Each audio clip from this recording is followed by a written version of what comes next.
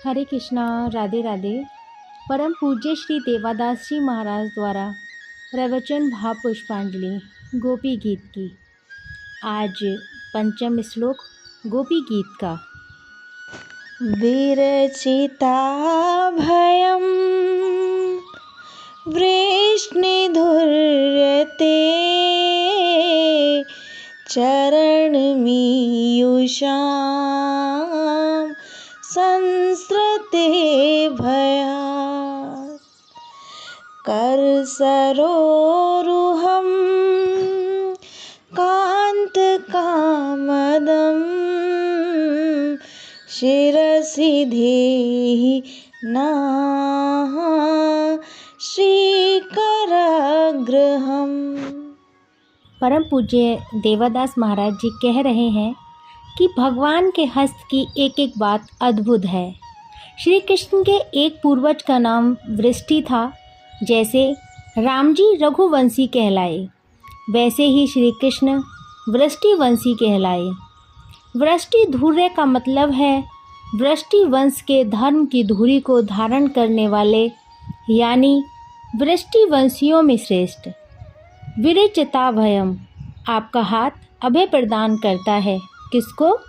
चरण म्यूयशाम, जो आपके चरणों की शरण में आ जाता है। संसृते भयात, संसार के भय से भयभीत होकर, यानी हे प्रभु, जो संसार की विपत्तियों से घबराकर आपके चरणों की शरण ग्रहण करते हैं, उनको आपका हस्त अभय प्रदान करता है। फिर कहती हैं कर सुरोरुहम, आपका जो कर कमल है, कांत कामदम, हे कांत, हे प्रियतम, वह कामद अर्थात कामनाएं पूर्ण करने वाला है। श्री कर ग्रहम, श्री अर्थात लक्ष्मी जी के कर को ग्रहण करने वाले वहाँ राधा जी भी हैं। श्री जी राधा जी को भी कहते हैं, यानी राधा जी का हाथ अपने हाथ में रखने वाले। शिरसि देहिना श्री कर ग्रहम, अपने कर कमलों को हमारे सिर पर तो रख जाइए महाराज, इतनी तो कृपया कर दीजिए। उसके बाद भले ही आप यहाँ न बैठें, चले जाएं, इसी से हमारा दुख दूर हो जाएगा। इसका एक भाव यह भी है कि जब तक भगवान का हाथ हमारे सिर पर नहीं आता, तब तक बुद्धि सुधरती नहीं है। जब तक कृपया नहीं होती, तब तक भक्ति नहीं मिलती। तो हमारी परेशानियों को दूर करने के लिए हमारे सिर पर हाथ रख दीजिए प्रभु। भगवान के कर कमल चारों पुरुषार्थों को प्रदान करने वाले हैं, यानी धर्म, अर्थ, काम और मोक्ष प्रदान करते हैं। चारों पुरुषार्थ का ज्ञान तो पढ़ने से हो जाता है, लेकिन व्यवहार और आत्मसात करने में बहुत कम लोगों को हो पाता है। अधिकांश लोगों को एक ही दो पुरुषार्थ याद रहते हैं, धन कमाओ जैसे भी हो सके, और उसके बाद काम अर्थात मौज करो। धर्म और मोक्ष का ख्याल नहीं रहता। भागवत जी के प्रथम स्कंद में कहा गया है, इंद्रियां विषयों की कामना इंद्रियों को सुख देने के लिए नहीं है, बल्कि जीवित रहने के लिए है। भोजन व शरीर को ढकने के लिए वस्त्र, यह भी सूक्ष्म काम ही है। तो जो हमारी इंद्रियों के भोग हैं, वो सब काम के अंतर्गत आ गए। किंतु काम का लक्ष्य इंद्रियों को खुश करना नहीं है, सिर्फ जीना है। क्योंकि हमारा शरीर प्रकृति से बना है और उसको जीवित रखने के लिए प्राकृतिक पदार्थ चाहिए। इसलिए अर्थ को धर्म, काम, मोक्ष तीनों के लिए विभाजित किया गया है। किंतु व्यक्ति उसको एकांगी बना लेता है, अर्थात हम बढ़िया से बढ़िया माल खाएं, अधिक से अधिक आनंद भोगें, हमारे शरीर को ज़्यादा से ज़्यादा सुख मिले। व्यास जी ने कहा है कि इसका उद्देश्य केवल जीना है। और जीना क्यों है? जीना इसलिए है कि हमारे अंदर जीवन तत्व जिज्ञासा प्रकट हो सके। और तत्व क्या है? उस तत्व के विषय में तत्ववेताओं ने बताया है कि वह तत्व परमात्मा एक ही है, वही ब्रह्म है, भगवान है। तीन क्यों कह दिया? क्योंकि प्रकृति के अनुसार साधक का स्वरूप भी तीन प्रकार का होता है। जो बहुत विरागी होता है, उसका मन केवल ईश्वर के अंदर ही रमण करता है। आत्म स्वरूप में रमण करता है उसके लिए ब्रह्म है। जो ध्यान में भगवान के दर्शन करता है उसके लिए परमात्मा है। और जो भगवान के नाम रूप लीला रूप में निमग्न रहता है, आनंदित रहता है, उसके लिए भगवान है। तो ब्रह्म परमात्मा भी भगवान ये एक ही तत्व है जो तीन भिन्न भिन्न प्रकार के साधकों के लिए है। इसी तत्व की जिज्ञासा के लिए जीवित रहता है। तत्व की ही जिज्ञासा के लिए ही हमें धर्म का पालन करना है, इसलिए धर्म की रक्षा करनी है। हमारा व्यक्तित्व धर्म हमारे द्वारा सेवित होने पर हमारी रक्षा करता है, हमें अभय प्रदान करता है। अब देखिए, अर्थ धर्म काम और मोक्ष इन चारों का संकेत गोपियों ने किया है इस श्लोक में। प्रथम विरचिता भयम, प्रभु आपने अपने कर कमल द्वारा अभय की रचना कर दी। तो अभय कौन देता है? धर्म। चरण मीयूषाम, जो संस्कृति चक्र के भय से भयभीत होकर आपके चरणों में आता है उसको अपने कर कमल से आप अभय प्रदान करते हैं। धर्म का पुरुषार्थ सिद्ध हुआ। दूसरा, कांत कामदम, हे कांत आपका हाथ कामद है, अर्थात सभी इच्छाओं को पूरा करने वाला है। काम का पुरुषार्थ सिद्ध हुआ। तीसरा, श्री कर ग्रहम, लक्ष्मी जी का हाथ अपने हाथ में पकड़े रहते हैं जिससे आप अर्थ धन प्रदान करते हैं। अर्थ का पुरुषार्थ करने का भाव है। चौथा, कर सुरोरुहम, आपका कर कमल अति शोभायमान है, यहाँ मोक्ष प्रदान करने का भाव है। गोपियों को ऐसा लग रहा था कि ठाकुर जी पूछ रहे हैं कि तुम क्या चाहती हो, हमें क्यों भूल रही हो।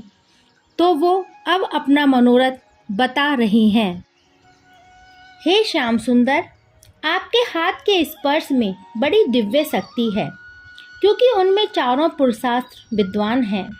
मैं आपको कल बता रहा था कि जब कोई अपने धर्म का ठीक से आचरण करता है तो उसके द्वारा संरक्षित धर्म ही उसको अभय प्रदान करता है। यहाँ गोपियों ने कहा है संसृते भयात, यह संसार चक्र के भय से मुक्त करता है। कौन? प्रभु का श्री हस्त जिसमें धर्म का पुरुषार्थ निहित है। किसको? भगवान का श्री हस्त अभय प्रदान करता है। यहाँ गोपियों ने अपना मत प्रकट किया है कि चरण मीयूषाम, जो आपकी चरण शरण में आता है उसको अभय प्राप्त होता है। संस्कृति का अर्थ संसार है जो नित्य सरकता रहता है, एक रूप रहता नहीं, टिकता नहीं। उसमें जन्म लिया, धीरे धीरे बड़ा हुआ, बूढ़ा हुआ, शिथिल हुआ, बेकार हो गया और नश्वर शरीर मर गया। पूरे जीवन काल में आदमी उन्हीं कार्यों में लगा रहता है जो उसके काम में नहीं आने वाले हैं। जब तक उसको सत्संग नहीं मिलता है, भगवान की विशेष कृपा नहीं होती है, तब तक माया मोह परिवार और अज्ञान के सारे कार्यों में लगा रहता है। भगवान और भक्ति की बात तो समझता ही नहीं है, ईमानदारी और सच्चाई से भजन नहीं करता। जो इस बात को समझ लेता है कि हम क्या किस लिए बार बार पैदा होते हैं, कि पैदा हो रहे हैं, बड़े हो रहे हैं, बीमार हो रहे हैं और बूढ़े हो रहे हैं और फिर एक दिन मर जाएंगे। अनेक जन्म इसी प्रकार गवा दें। वह भयभीत हो जाता है कि मरण तो निश्चित है, अब तो बचना चाहिए। ये बात बहुत बाद में समझ में आती है। तब तक भगवान की शरण में जाता है और भगवान के श्री हस्त उसको अभय प्रदान करते हैं। जैसे वाल्मीकि रामायण में लिखा है, शरणागत विभीषण के संदर्भ में, अर्थात जो एक बार सच्चाई से संस्कृति से भयभीत होकर चरण शरण में आकर कहता है, प्रभु मैं अब आपका ही हो गया, किसी और का नहीं हूँ, अब कृपया करके अपना लीजिए। तो भगवान उसको कहते हैं कि ये तो मेरा व्रत है, मैं उसको पूर्ण अभय प्रदान करता हूँ। तो गोपी कहती है कि जो संसार चक्र से भयभीत होकर आपके चरण शरण में आता है उसे आप अभय प्रदान करते हैं अपने श्रीहस्त द्वारा। भगवान आपके हाथ की एक और विशेषता है कामदम, वह कामनाएं पूर्ण करता है। चित्रकूट में कामदगिरी के विषय में भी तुलसीदास जी ने लिखा है, कामद भे गिरि राम प्रसादा अवलोकत अवहरत विषादा। अर्थात राम जी के प्रसाद से गिरि कामद हो गया, जो पहले नहीं था। उसके पहले वह गिरि क्या था? वाल्मीकि जी ने लिखा है, जब वाल्मीकि जी ने राम जी से कहा आप चित्रकूट में वास कीजिए, तो राम जी ने उसकी महिमा पूछी। विचित्र विचित्र रंगों की वस्तु को चित्र कहते हैं।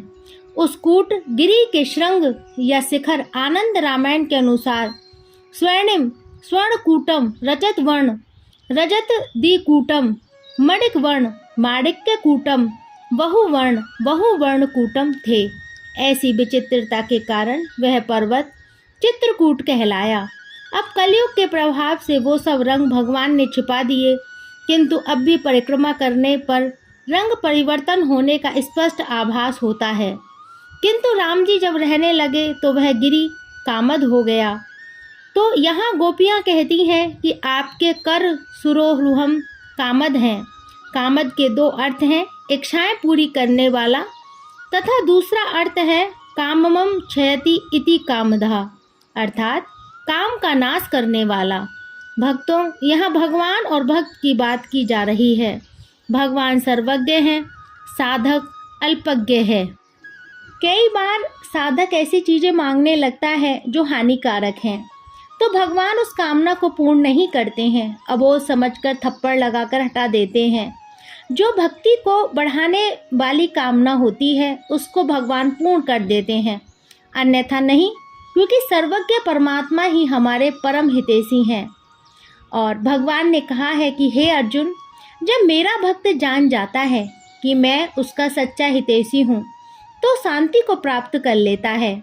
तो ऐसा जो चारों पुरुषार्थ प्रदान करने वाला भगवान का हाथ है, उस हाथ को गोपियाँ कहती हैं सिरेसी देहिनः, हमारे सिर पर रख दीजिए, इससे हमारी बुद्धि शुद्ध हो जाएगी, हमारे पाप दोष दूर हो जाएंगे। हमारी शरणागति पूर्ण नहीं है, तभी तो आप छोड़कर चले गए हैं, नहीं तो क्यों जाते आप। तुलसीदास जी ने गीतावली में कहा है कि हनुमान जी जब सीता जी की खोज करने जा रहे थे तो भगवान ने उनको अंगूठी देकर जब अपना हाथ हनुमान जी के सिर पर रखा तो इतना आनंद आया शंकर जी को कि कथा कहते कहते मग्न हो गए और प्रेम की समाधि लग गई। राम जी के करार बिंद की शीतल छाया की कितनी दिव्य शक्ति है कि उसकी कथा कहने वाले प्रेम समाधि में चला गया और हनुमान जी की आंखों से झरझर आंसू गिर रहे थे।